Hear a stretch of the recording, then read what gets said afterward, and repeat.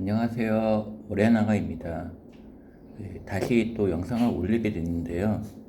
오늘은 코로나 환자분들 입원을 하고 싶은데 입원이 안 되죠. 분명 정부에서는 병상이 50%밖에 안 찼다고 그랬는데요. 왜 그런지에 대해서 실질적인 내용을 이야기해 드리려고 합니다. 병상이 50%는 남아 있는데 입원을 하고 싶어도 입원할 수가 없어요. 실제로 저 같은 경우에는 응급실에서 근무하다 보면은 단순히 그냥 내가 아프다 이런 환자가 아니라 진짜 입원이 필요한 환자들을 입원을 시켜야 되는데 입원을 제대로 못 시키는 경우들이 많이 있습니다. 가장 큰 이유가 코로나 병상 배정은 의사가 하는 게 아닙니다. 정부가 정해서 병상 배정을 해줘요. 뭐 이유인들 의사 마음대로 하게 되면은 의사들이 그냥 아무나 입원시킬 거다 뭐 이래가지고 자기네들이 한다 그러는데 생각을 해보면은 말이 안 되는 겁니다. 왜?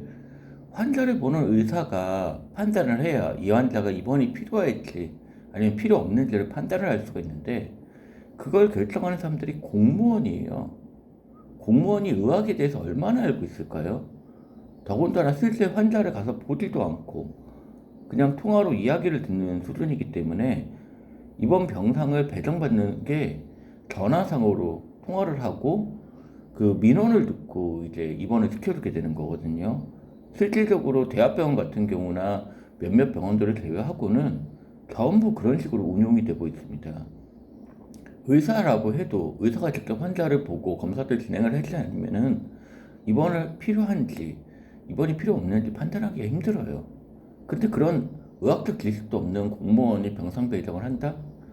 예, 당연히 의학적 기준이 아니라 민원순입니다.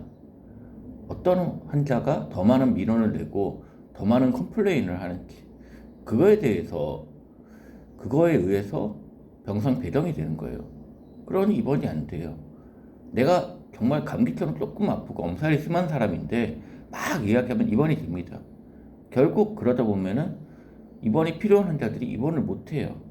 또 하나 뉴스나 이런 게 나와야 되니까는 그냥 또 어느 정도 차면은 그 다음에는 민원이 나오든 말든 환자가 정작 입원을 해야 되든 말든 입원을 안 시켜요. 전에 한번 말씀드린 것처럼 위중증자는 1000명에서 크게 늘지 않아요.